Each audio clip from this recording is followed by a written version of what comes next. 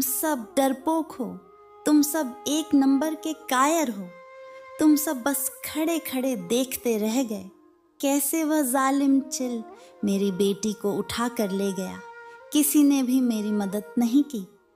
यह बुरा समय आज मेरे पास आया है, कल परसों में तुम्हारे पास भी आएगा।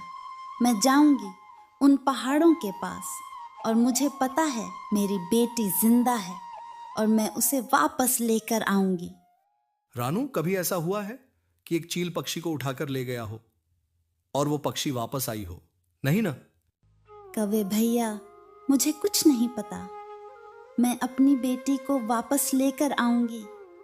रानू चिड़िया अपनी बेटी के साथ एक सुंदर और मजबूत घर में रहती थी। एक दिन रानू चिड़िया दाना लाने गई थी तो उसकी बेटी को एक चील लेकर चला जाता है।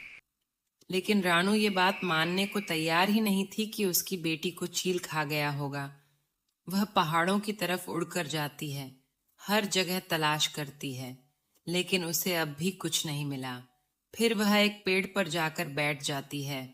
हे ऊपर वाले, मैं सुबह से अपनी बेटी को ढूंढ रही हूँ, लेकिन वो मुझे अभी तक नहीं मिली।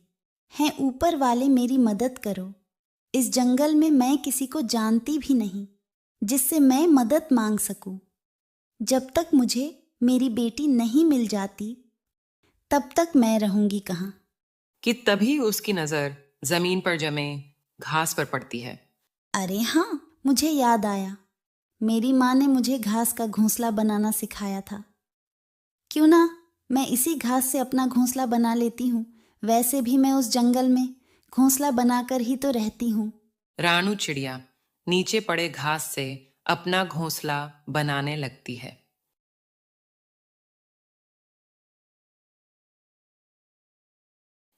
कुछ देर के बाद रानू चिड़िया घास का घर बनाकर तैयार कर देती है। पास में ही एक दूसरे पेड़ पर गोलू कबूतर अपनी पत्नी के साथ रहता था। रानू को वहां देखकर उसके पास आया और बोला, चिड़िया बहन, तुम दूसरे जंगल से आई हो ना? इतना अद्भुत घर इस जंगल में किसी का नहीं है। हाँ कबूतर भैया, मैं दूसरे जंगल से आई हूँ। चील मेरे बच्चे को उठाकर ले गया है और वह चील इसी तरफ आया था। मैं उस जंगल से आते आते थक गई थी, इसीलिए मैं सोची कि क्यों ना यहीं पर एक घर बनाकर यहीं से अपनी बेटी की तलाश करूं। चिड़िया बहन, मुझे यह जानकर बहुत दुख हुआ, लेकिन वह जालिम चील उस नन्ही जान को खा गया होगा। नहीं कबूतर भैया, ऐसा नहीं हो सकता। मुझे खुद पर यकीन है कि मेरी बेटी अभी भी जिंदा होगी। काश ऐसा ही हो चिड़िया बहन। वो जालिम चील हमारी भी बच्चे को उठाकर ले गया था। आप हमारे साथ चलिए, फिर हम दोनों मिलकर उस जालिम चील को ढूंढेंगे। गोलू कबूतर अपनी पत्नी के साथ रानू चिड़िया के घर में रहने लगता है। चिड़िया बहन, अगर आपकी बच्ची जिंदा भी हुई तो आप उसे कैसे बचाओगी? मैं उस चील से लड़ूंगी, चाहे मैं मर भी जाऊं तो कोई बात नहीं, पर मैं उस जालिम चील को नहीं छोड़ूंगी और मैं अपनी बच्ची को बचा कर रहूंगी। ठीक है चिड़िया बहन, हम दोनों आपकी मदद करने के लिए तैयार हैं। अब बस पता चल जाए कि कहाँ है वो जालिम चील। सुबह होते ही वो तीनों पहाड़ों की तरफ निकल जाते हैं। ऐसा करो, तुम दोनों इस पेड़ पर बैठो ताकि मैं देख लूं कि चील है भी या नहीं।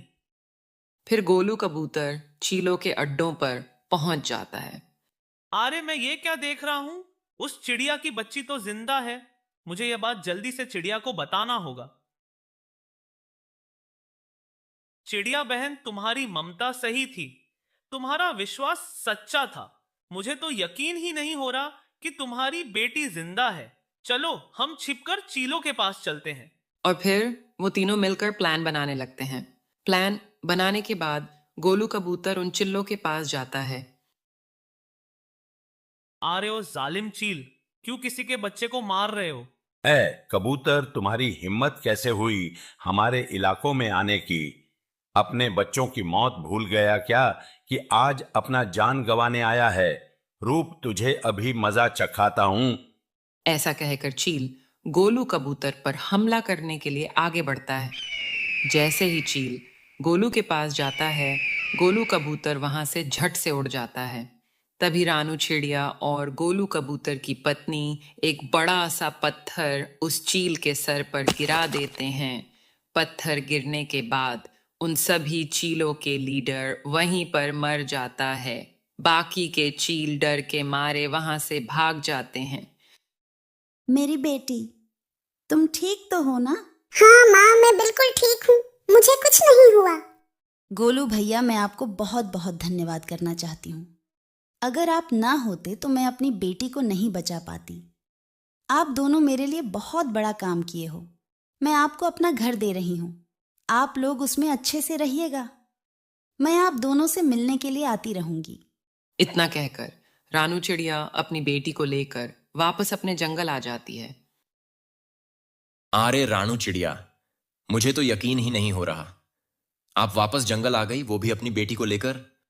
कवे भैया, मैं केवल अपनी बेटी को नहीं लाई हूँ, मैं उस जालिम चील को मार कर आई हूँ, इसलिए कि अब वो फिर किसी और के बच्चे को ना उठा कर ले जाए। ऐसा कहकर रानू चिड़िया वहां से चली जाती है।